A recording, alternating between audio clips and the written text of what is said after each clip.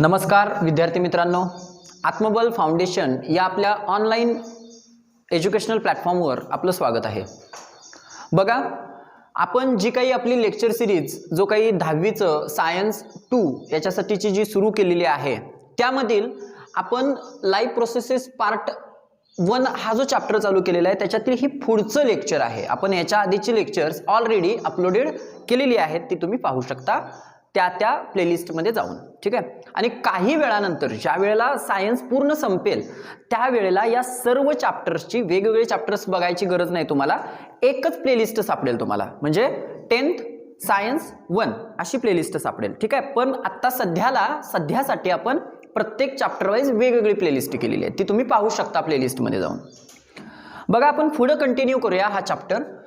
आपण live processes part 1 बघत असताना आतापर्यंत आपण बघितलं की आपल्याला एनर्जी प्रोड्यूस करायची आहे। एनर्जी प्रोड्यूस करायची आहे कशापासून? समजा सेलमध्ये जे काही फूड आलेलं आहे, फूड हे आलेलं आहे, त्याच्यापासून ऑक्सिजनचा यूज करून आपल्याला एनर्जी तयार करायची आहे। आणि एनर्जी तयार करायसाठी आपल्याला वेगवेगळ्या प्रोसेसमधनं जावं लागतं। त्याच्यातल्या महत्त्वाच्या 3 प्रोसेस त्या आपल्याला बघायच्या आहेत।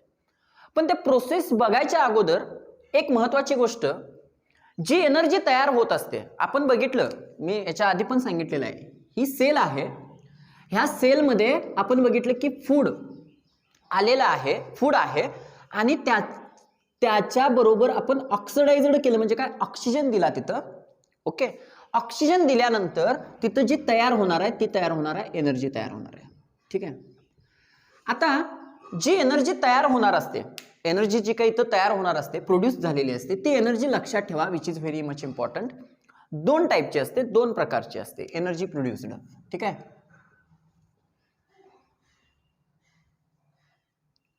जी काय एनर्जी तयार झालेली आहे ती 2 प्रकारची असते। एक असते जी म्हणजे डायरेक्ट एनर्जी, आणि दुसरी असते ती म्हणजे काय, इनडायरेक्ट एनर्जी, ओके। एक असते ती म्हणजे डायरेक्ट एनर्जी आणि दुसरी असते ती इनडायरेक्ट एनर्जी। आता याचा अर्थ काय, डायरेक्ट एनर्जी आणि इनडायरेक्ट एनर्जी? तर डायरेक्ट एनर्जी म्हणजे अशी एनर्जी जी तुम्ही डायरेक्टली वापरू शकता, थेट वापरू शकता। उदाहरणामध्ये समजा माझ्या हातामध्ये आता पैसा आहे, ठीक आहे, समजा हे पैसे आहेत, ओके। आता हे पैसे मी दुकानामध्ये घेऊन गेलो, दुकानामध्ये घेऊन गेल्यानंतर डायरेक्टली मला काहीतरी पाहिजे तर तो माणूस सहजरित्या देऊ शकतो। दिस इज अ डायरेक्ट एनर्जी, ह्याला म्हणायचं डायरेक्टली यूज करता येतोय। आणि समजा माझ्या खिशामध्ये हा समजा चेक आहे, हा समजा चेक आहे माझा, चेकवर लिहिलेलं असतं एवढे एवढे पैसे हे करायचं। चेक मी हा माझा जो आहे, तुम्हाला माहित आहे चेक म्हणजे, ठीक आहे।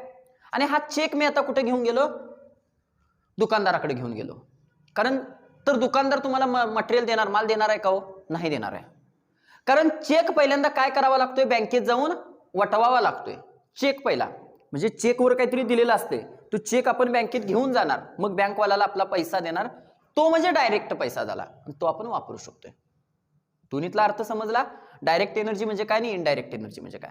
डायरेक्ट एनर्जी म्हणजे it is like a cash, direct cash which can use directly, example cash. आणि इनडायरेक्ट एनर्जी म्हणजे काय, विच कांट यूज डायरेक्टली, तुम्ही डायरेक्टली त्याला यूज करू शकत नाही, म्हणजे त्याचं रूपांतर पहिल्यांदा तुम्हाला कशामध्ये केलं पाहिजे, कॅशमध्ये केलं पाहिजे। उदाहरणामध्ये check,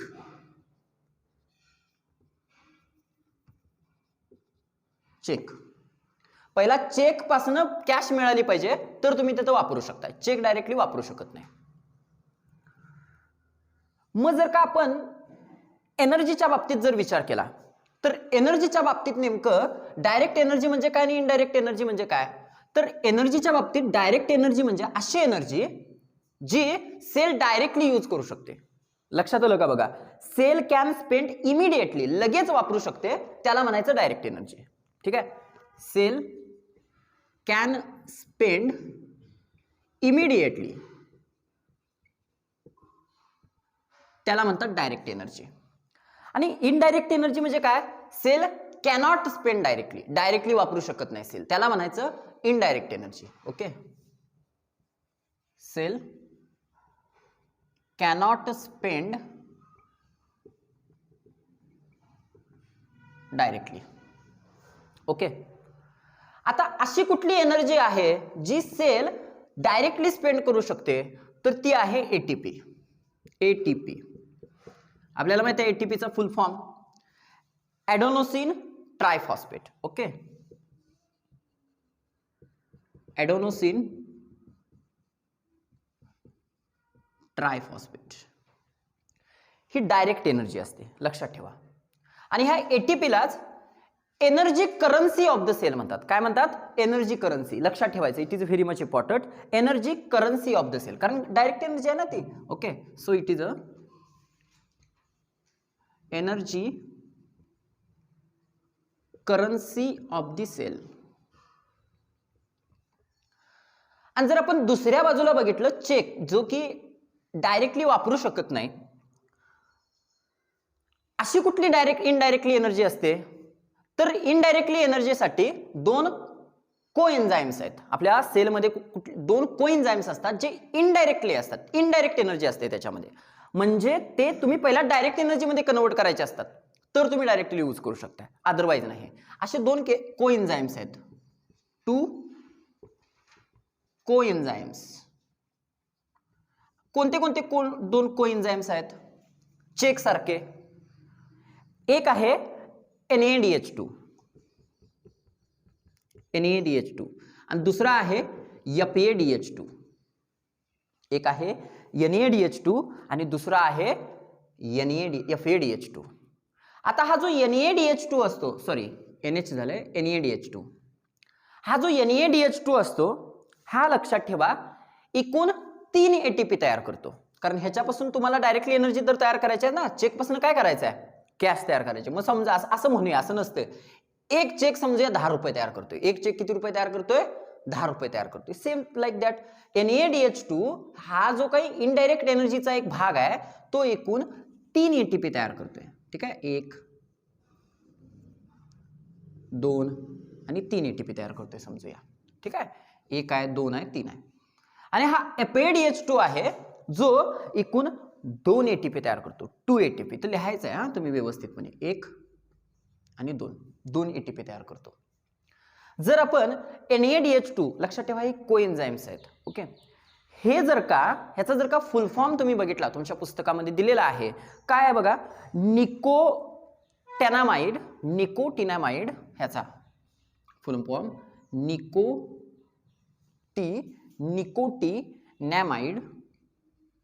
nicotinamide. Okay, adenine, nicotinamide, ॲडेनिन,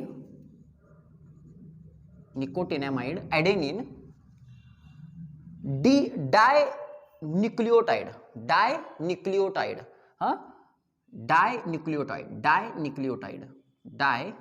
लक्षात ठेवा,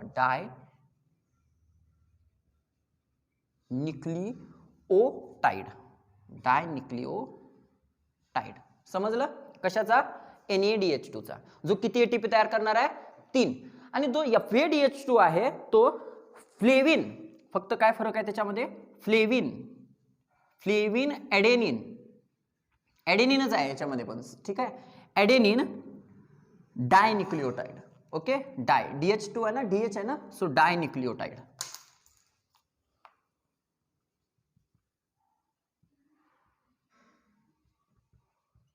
लक्षात ठेवा, ह्या 2 गोष्टी महत्त्वाच्या आहेत. ओके, आता बघा, आपण एक गोष्ट बघितलेली होती की जे ग्लुकोज असतं,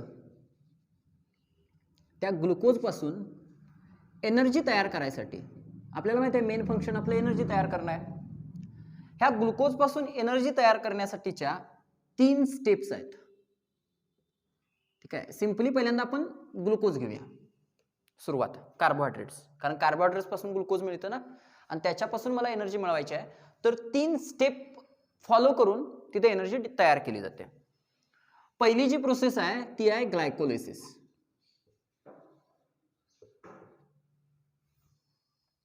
दुसरी जी स्टेप आहे ती आहे क्रेब्स सायकल.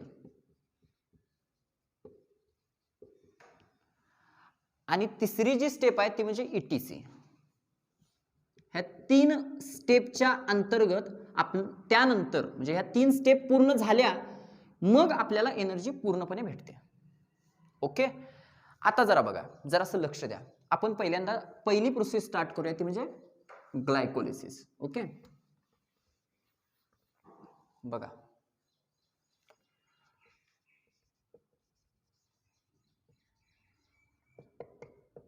ग्लायकोलिसिस.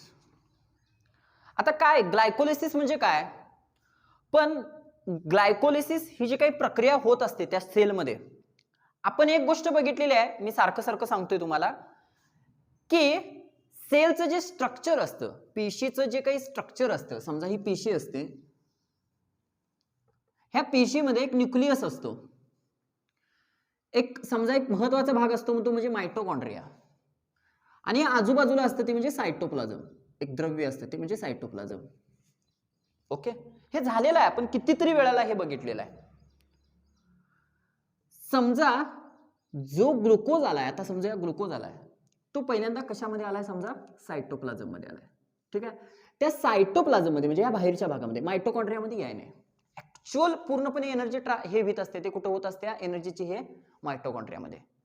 कारण आपल्याला माहित आहे, याच्या आधी पण शिकलेलो आहे आपण 8वी मध्ये पण सांगत असताना, की मायटोकॉन्ड्रियाला powerhouse of the cell म्हणतात. का म्हणतात ते आपल्याला आता समजेल.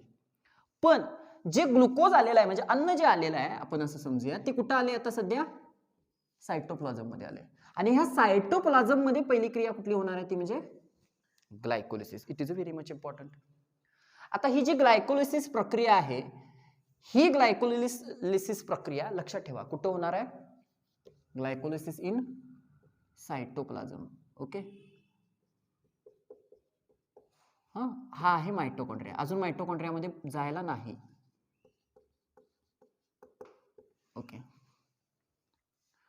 आता ही ग्लायकोलिसिस प्रक्रिया 3 संशोधकांनी बेसिकली शोधून काढलेली आहे. त्याच्यापैकी पहिला संशोधक आहे गुस्ताव एमडेन. ठीक आहे, नावामध्ये जरा हे होऊ शकतं प्रोनाउन्सिएशन मध्ये, पण लक्षात घ्या, गुस्ताव एमडेन. एमडेन. ठीक आहे, ऑटो मेरहाफ.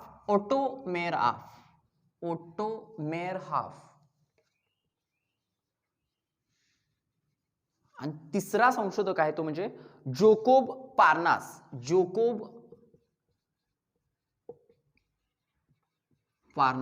ठीक आहे, ह्या 3 संशोधकांनी ही ग्लायकोलिसिस प्रक्रिया शोधलेली आहे, काढलेली आहे. आणि म्हणूनच एक काही एक्सपेरिमेंट करून वगैरे, म्हणूनच ह्याच ग्लायकोलिसिस प्रक्रियेला ह्या तिघांनी शोधून काढलेला असल्यामुळं ईएमपी पाथवे असं देखील म्हटलं जातं. काय म्हटलं जातं? ह्याच ग्लायकोलिसिसलाच, लक्षात ठेवा, ईएमपी पाथवे असं देखील म्हटलं जातं. ईएमपी पाथवे म्हणजे एमडेन, मेरहाफ, पार्नास पाथवे. ठीक आहे, ह्या तिघांच्या आपण असं म्हणतो आडनावावरनं ते ईएमपी पाथवे कुणालाच म्हटलं जातंय? ग्लायकोलिसिसला. कारण का? ह्या तिघांनी ती शोधून काढली आहे म्हणून. आता नेमकं ग्लायकोलिसिस प्रक्रियेमध्ये काय होतं ते बघा. आपण मगाशीच एक बघितलेलं आहे, की पहिल्यांदा त्या सेलमध्ये काय येत असतं? ग्लुकोज येत असतं. बरोबर आहे का? ग्लुकोज एंटर करत असतं कुठं? सायटोप्लाझम मध्ये. जे ग्लुकोज असतं, जे काही ग्लुकोज येणार असतं, त्या ग्लुकोजमध्ये एकूण 6 हे असतात, अणू असतात, म्हणजे असं सिंपल मोलिक्युल्स असतात. कशाचे? कार्बनचे. ठीक आहे, सेलमध्ये ग्लुकोज आलेला आहे.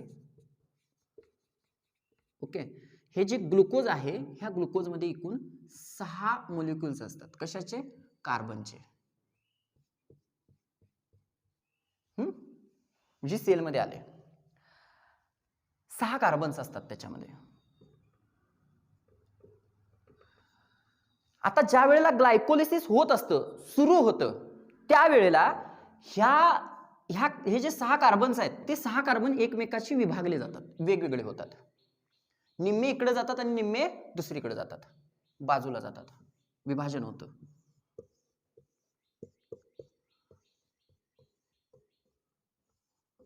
आणि हे बाजूला झाल्यानंतर हे जे काही तयार होतं, हे त्याला म्हणतात पायरुबिक ऍसिड. ह्यालाच काय म्हटलं जातं? पायरुबिक ऍसिड.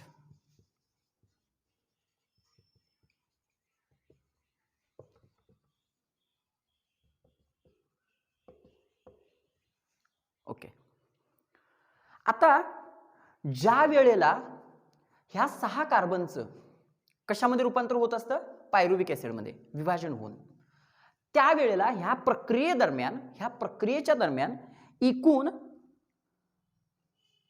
2 ATP म्हणजे डायरेक्ट एनर्जी, 2 ATP तयार झाली म्हणजे काय झालं? डायरेक्ट एनर्जी तयार झाली.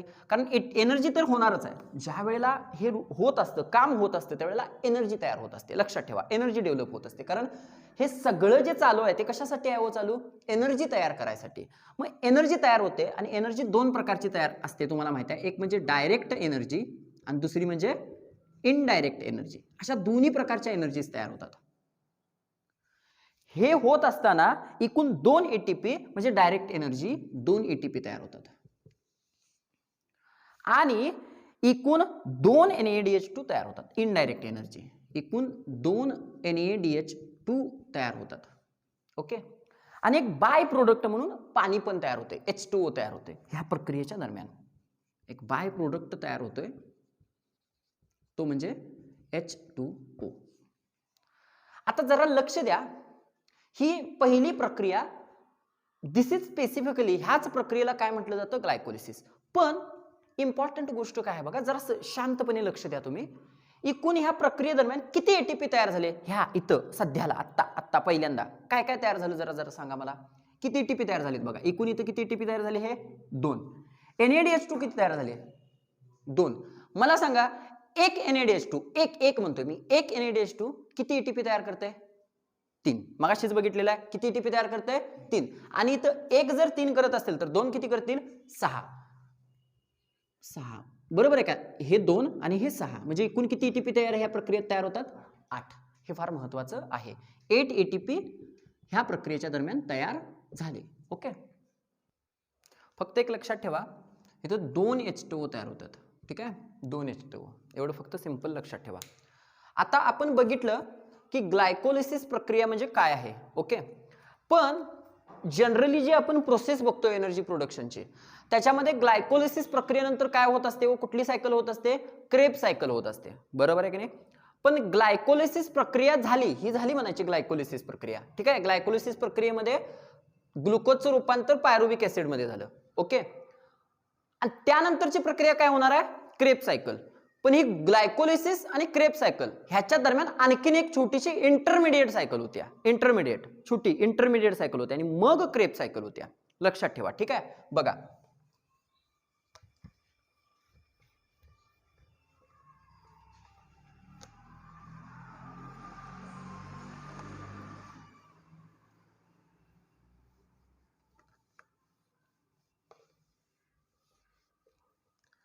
आपण आत्ताच बघितलेलं आहे की जे 6 कार्बन होते, त्या 6 कार्बन पासून 2 पायरुव्हिक ऍसिड तयार झाले.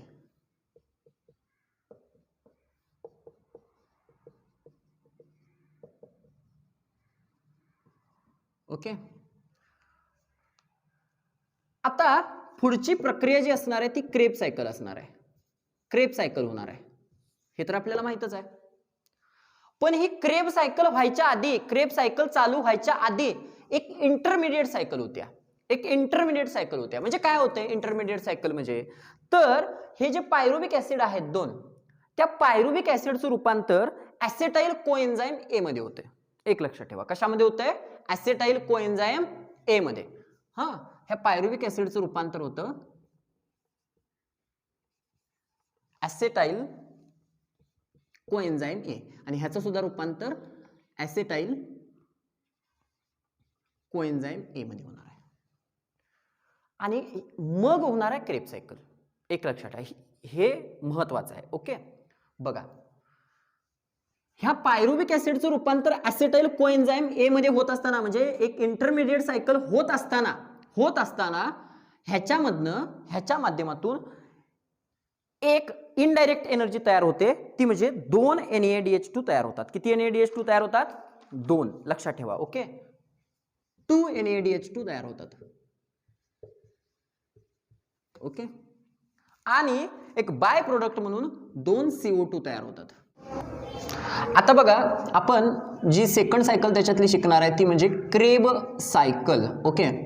ही जी क्रेब सायकल आहे, ह्या क्रेब सायकललाच दुसरं ट्राय कार्बोझायलिक ऍसिड सायकल असं सुद्धा म्हटलं जातं. ह्याच क्रेब सायकलला लक्षात ठेवा, ट्राय कार्बोझायलिक ऍसिड सायकल असं देखील म्हटलं जातं. आणि ही जी काही सायकल आहे, ही सायकल एक संशोधक होते, ज्या संशोधकांचं नाव होतं सर, ही जी सायकल आहे संशोधकांचं नाव होतं सर हॅन्स क्रॅब, सन्स हॅन्स क्रॅब किंवा क्रेब होते. ह्यांनी या सायकल बद्दल बरीच इन्फॉर्मेशन कलेक्ट, बरंच संशोधन केलेलं होतं. आणि त्या संशोधनासाठी या सर हॅन्स क्रेब यांना 1953 साली नोबेल पारितोषिक सुद्धा मिळालेलं आपण बघू शकतो 1953 मध्ये. ठीक आहे, it is very much important. Krebs cycle जे आपण म्हणतोय ती मुळात ऍक्च्युअली सायकल कुठली आहे, ट्राय कार्बोझायलिक ऍसिड सायकल. त्या ट्राय कार्बोझायलिक ऍसिड सायकललाच आपण काय म्हणतो, क्रेब सायकल. का क्रेब सायकल म्हणतो, कारण की सर हॅन्स क्रेब या संशोधकांनी त्याच्यावर बरंच काम केलेलं होतं म्हणून. ठीक आहे, आता जरा बघा, जरासं लक्ष द्या पुढं. बघा, आपण आतापर्यंत बघितलेलं आहे की जे ऍसिटाइल कोएन्झाइम ए आहेत, दोन तयार झालेले, ते कुठं आलेले आहेत, मायटोकॉन्ड्रियामध्ये आलेले आहेत, आतमध्ये मायटोकॉन्ड्रियामध्ये आलेत. ठीक आहे, समजा दिस इज वन सेल, त्यानंतर समजा हे मायटोकॉन्ड्रिया आहे आणि हे दिस इज ऑल्सो वन मायटोकॉन्ड्रिया आहेत. आणि कोण आलेत, ऍसिटाइल कोएन्झाइम ए, ऍसिटाइल कोएन्झाइम ए, आणि इथं सुद्धा ऍसिटाइल कोएन्झाइम ए आलेत, दोन आलेत. ओके, आता काय होतं बघा, सगळ्यात व्हेरी मच इम्पॉर्टंट म्हणजे ह्या ऍसिटाइल कोएन्झाइम ए आणि हे खाली जे ऍसिटाइल कोएन्झाइम आहे त्याच्यातला फक्त ऍसिटाइल जो भाग आहे ना, ऍसिटाइल, ह्या ऍसिटाइल भागापासून तयार होतं ते म्हणजे सायट्रिक ऍसिड. फक्त हाच भाग वापरला जातो याच्यातला, हे कोएन्झाइम ए नाही, ह्यातला फक्त ऍसिटाइल ए, या ऍसिटाइल पासून तयार होतं सायट्रिक ऍसिड. लक्षात ठेवा, काय तयार होतं, सायट्रिक ऍसिड. याच्यापासून तयार होतं सायट्रिक ऍसिड. लक्षात ठेवा, पण ही क्रेब सायकल आहे, चालू कुठली सायकल आहे, तर तिसरी सायकल, क्रेब सायकल. आणि ही क्रेब सायकल कुठं चालू आहे, क्रेब सायकल चालू आहे तुमच्या मायटोकॉन्ड्रियामध्ये. लक्षात ठेवा. आता ह्यामध्ये ही प्रक्रिया होत असताना, ही प्रक्रिया ज्या वेळेला होत असते त्यावेळेला सायट्रिक ऍसिड, जे काही सायट्रिक ऍसिड तयार होत असते, हे तयार होणारं, ह्या सायट्रिक ऍसिड मध्ये 3 कार्बोझायलिक ऍसिडचे ग्रुप्स असतात. हे जे सायट्रिक ऍसिड असतं ना, citric acid has 3 carboxylic acid, has 3 कार्बोझायलिक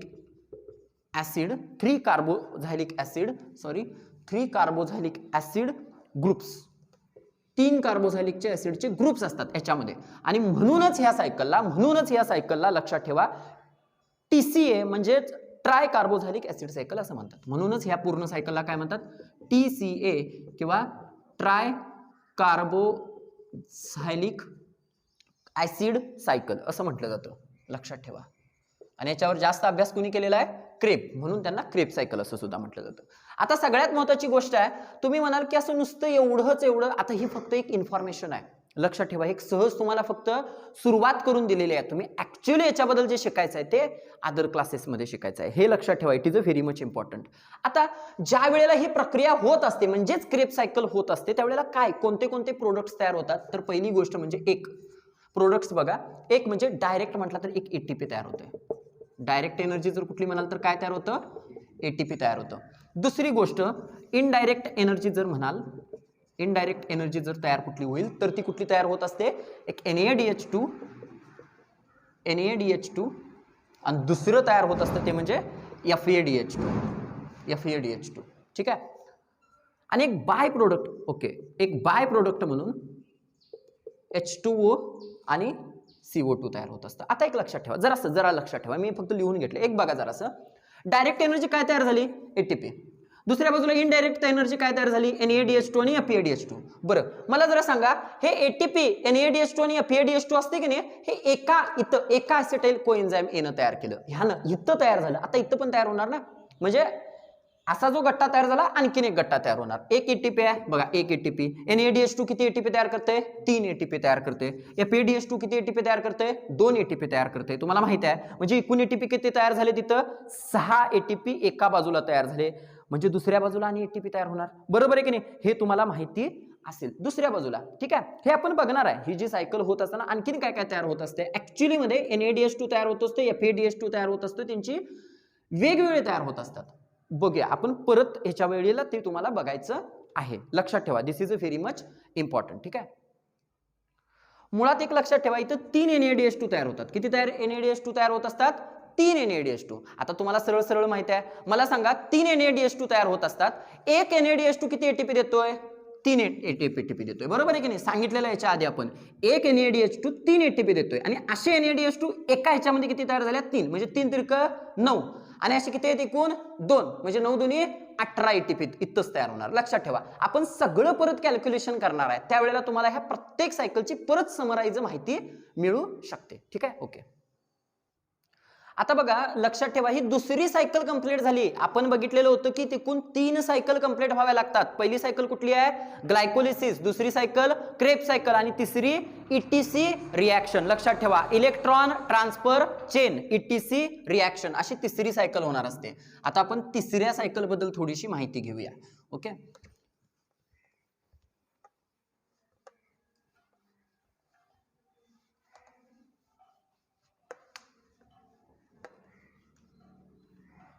आतमध्येच आपण मायटोकॉन्ड्रियामध्येच आहे. आणि तिसरी सायकल जी होत असते ती म्हणजे ETC रिॲक्शन. ETC रिॲक्शन म्हणजे electron transfer chain. Electron transfer chain. लक्षात ठेवा, इलेक्ट्रॉन ट्रान्सफर चेन रिॲक्शन होणार असते. आता काय नाही, आपण जास्त इन्फॉर्मेशन इथं घ्यायची नाही, मी सांगितलेलंच आहे तुम्हाला. फक्त या इलेक्ट्रॉन ट्रान्सफर चेन मध्ये जी काही इनडायरेक्ट एनर्जी तयार झालेली आहे. आता इनडायरेक्ट एनर्जी मी याच्या आधीच सांगितलेलं, इनडायरेक्ट एनर्जी आपण डायरेक्टली तर वापरू शकत नाही. मग जी इनडायरेक्ट एनर्जी तयार झालेली आहे, this indirect energy converted into direct energy. बस एवढंच ह्या ETC रिॲक्शनचं म्हणजे इलेक्ट्रॉन ट्रान्सफर चेनचं काम असतं. काय असतं? लक्षात ठेवा, ऑल इनडायरेक्ट एनर्जी, जी काही इनडायरेक्ट एनर्जी सगळी जी तयार झालेली होती आतापर्यंत, कारण की इनडायरेक्ट एनर्जी 2 बघितलेल्या होत्या आपण. कुठली कुठली? एक NADH2 आणि दुसरी FADH2. ही इनडायरेक्ट एनर्जी जी काय तयार झालेली असेल ती सगळीच्या सगळी इनडायरेक्ट एनर्जी कन्व्हर्टेड होती या डायरेक्ट एनर्जी म्हणजे ATP मध्ये. लक्षात ठेवा, all indirect energy converted into direct energy. कशामध्ये कन्वर्ट होते? डायरेक्ट एनर्जी मध्ये. आणि ऍक्च्युअली जो आपला O2 किंवा ऑक्सिजन आपण येतोय असं म्हणतोय आणि ऑक्सिजन वापरला जातोय, ऍक्च्युअल ऑक्सिजन या सायकल मध्ये वापरला जातोय. ऍक्च्युअल ऑक्सिजन, लक्षात ठेवा, ऍक्च्युअल ऑक्सिजन इथं वापरला जातोय. ऍक्च्युअल यूज ऑफ O2 किंवा ऑक्सिजन हा या सायकल मध्ये होतो. हे लक्षात ठेवणं फार गरजेचं आहे. This is ETC reaction, electron transfer chain. Okay, ठीक आहे. आता सगळ्यात महत्वाची माहिती जी बघूया आपण ती म्हणजे ह्या 3 ज्या सायकल आपण बघितल्या त्यांची एक समराईज माहिती घेऊया.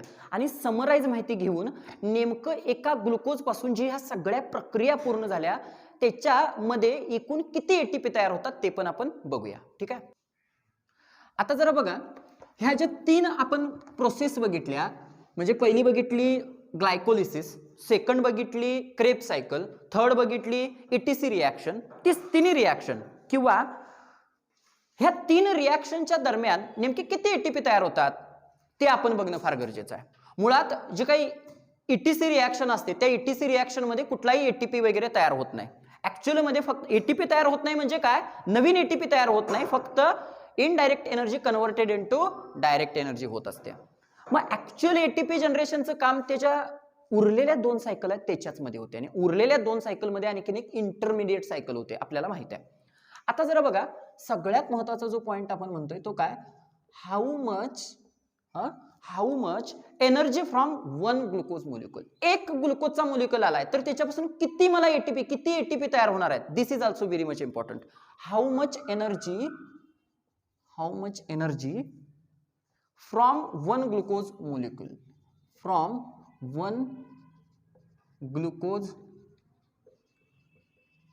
मोलिक्यूल. ओके ठीक आहे, sorry, how much energy from one glucose molecule. आता आपल्याला माहित आहे पहिली प्रक्रिया कुठली होते, ग्लायकोलिसिस. ग्लायकोलिसिस पहिली प्रक्रिया होत असते, ग्लायकोलिसिस होत असते. ग्लायकोलिसिस मध्ये आपण बघितलं की बघा इथं जरा लिहितो मी, पहिली प्रक्रिया होते ग्लायकोलिसिस. ह्या ग्लायकोलिसिस मध्ये काय होतं, दोन एटीपी तयार होतात, बरोबर आहे. किती एटीपी तयार होतात, 2 एटीपी तयार होतात, 2 एटीपी. आणि दुसरी गोष्ट म्हणजे 2 NADH2 तयार होतात, 2 NADH2. ठीक आहे, 2 NADH2 तयार होतात. आता मला सांगा 2 एटीपी म्हणजे सरळ सरळ इथं 2च एटीपी आहेत, प्रश्नच मिटला. मला सांगा 2 NADH2 आहेत, एक NADH2 किती एटीपी तयार करतोय, 3. एक NADH2 3 करतोय आणि माझ्याकडे NADH2 किती आहेत, 2. म्हणजे एकूण किती एटीपी, 6 एटीपी. 6 म्हणजे ह्या सायकल मध्ये एकूण एटीपी तयार किती होतात, 8. ह्या पहिल्या सायकल मध्ये एटीपी तयार माझ्याकडे होणार 8 एटीपी. लक्षात ठेवा ग्लायकोलिसिस मध्ये. ओके, आता दुसरी काय असते, इंटरमिडिएट सायकल. इंटरमिडिएट सायकल आधीच सांगितलेलं आहे, इंटरमिडिएट सायकल एक होणार असते. क्रेब सायकल व्हायच्या आधी एक इंटरमिडिएट सायकल होते, इंटरमिडिएट सायकल. आता इंटरमिडिएट सायकल मध्ये नेमकं काय होत असतं, आपण बघितले 2 पायरुव्हिक ऍसिड पासून 2 ऍसिटाइल कोएन्झाइम तयार होत असतात, बरोबर आहे ना. 2 पायरुव्हिक ऍसिड पासून 2 ऍसिटाइल कोएन्झाइम ए तयार होत असतात, 2 होत असतात, डबल होत असते जे काय होणार असतं ते. म्हणजेच या प्रक्रियेमध्ये आपल्याला माहित आहे 2 NADH2 तयार होतात. किती NADH2 तयार होतात, 2 NADH2 झालेलं आहे आपलं. 2 NADH2 याचा अर्थ एटीपी किती, 6. इथे बघा 2 NADH2 म्हणजे किती एटीपी, 6 एटीपी. म्हणजे ह्या सायकल मध्ये एकूण एटीपी किती तयार होतात, 6च. 2च NADH2 तयार होतात ना, म्हणजे एकूण एटीपी किती तयार होतात, 6. लक्षात ठेवा. ठीक आहे, ही क्रिया झाली. आता तिसरी महत्वाची क्रिया होते ती म्हणजे कुठली, क्रेब्स सायकल. लक्षात ठेवा क्रेब्स सायकल महत्वाची आहे, क्रेब्स सायकल. आता क्रेब्स सायकल मध्ये काय होत असतं, 2 ऍसिटाइल कोएन्झाइम पासून त्याचं टोटल ऑक्सिडेशन होणार असतं, बरोबर आहे की नाही. म्हणजे काय आपल्याला माहित आहे 3 NADH2 तयार होणार असतात. किती, 3 NADH2, बरोबर आहे का. दुसरी गोष्ट म्हणजे 1 FADH2 तयार होणार असतो, 1 FADH2. आणि तिसरी महत्वाची गोष्ट म्हणजे 1 ATP तयार होणार असते. झालेला आहे, मी याच्या आधी सांगितलेलं आहे. 3 NADH2 तयार होणार असतात, 1 FADH2 तयार होणार असतो आणि 1 ATP तयार होणार असते. आता मला जरा सांगा, पण क्रेब सायकल ही 2 ह्याच्यामध्ये होत्या, म्हणजे कारण का, किती ऍसिटाइल कोएन्झाइम असतात, 2. त्यामुळे हे एका बाजूचं झालं असंच आणि परत आणि होणार आहे, म्हणजे 2 ठिकाणी होणार असते. लक्षात ठेवा, झालेलं याच्या आधी मी सांगितलेलं आहे. मला सांगा पहिल्यांदा एक सांगूया, हे एकाच आपण माहिती काढूया. मला सांगा NADH2, एक NADH2 किती एटीपी तयार करतं, 3. आणि माझ्याकडे NADH2 किती आहेत, 3. म्हणजे एकूण एटीपी किती तयार करणार, 9. सरळ आहे, 9 एटीपी तयार करणार. मला सांगा FADH2, एक FADH2 किती एटीपी तयार करते, 2. बरोबर आहे. आणि मला सांगा 1 एटीपी आहे म्हणजे एकच एटीपी तयार करणार. 9 आणि 2 11, 11 आणि 1 12. म्हणजे एक भाग क्रेब सायकलचा एक भाग 12 एटीपी तयार करतो. आणि असे मी किती सांगितले भाग, 2. म्हणजे 2 भाग मिळून किती एटीपी तयार करणार, 24. 12 अधिक 12 बरोबर 24. लक्षात ठेवा 24 एटीपी तयार असणार. मला वाटतं हे 2 गोष्टी कळालेल्या असतील. याचा अर्थ इथं 8 एटीपी टोटल बघितला तर, इथं 6 एटीपी आणि इथं 24 एटीपी. किती झाले हो, 26, 30 आणि 8 38. एकूण किती एटीपी झाले, 38 एटीपी. लक्षात ठेवा, it is a very much important. एक ग्लुकोजचा मोलिक्युल आपल्याला 38 एटीपी तयार करून देतो. लक्षात ठेवा, ह्याच्या आधारावर आपल्याला ते समजलेलं आहे. बघा, आपण आज आपला जो काही लाईव्ह प्रोसेसेस चॅप्टर 1 आहे त्याच्या पुढचा पॉइंट क्लिअर केलेला आहे. अशाच पद्धतीच्या लेक्चरसाठी, तशाच बरोबर आपली जी काही आपण बॅच चालू करतोय, NTSC JEE नीट फाउंडेशन बॅच एक जी सुरुवात करणार आहे 8वी 9वी तसेच 10वीच्या विद्यार्थ्यांच्यासाठी, त्यासाठी सुद्धा तुम्ही ऍडमिशन घेऊ शकता ऑनलाईन. त्यासाठी तुम्ही आमचा जो मोबाईल क्रमांक आहे 87 66 49 28 14 या क्रमांकाला व्हॉट्सअपने तुम्ही तुमची माहिती शेअर करू शकता. लक्षात ठेवा, आमच्या चॅनलला तुमच्या जास्तीत जास्त विद्यार्थ्यांच्यापर्यंत पोहोचवा. शेअर करा, लाईक करा, त्याचबरोबर काही जर कमेंट असतील त्या सुद्धा द्यायला विसरू नका. धन्यवाद.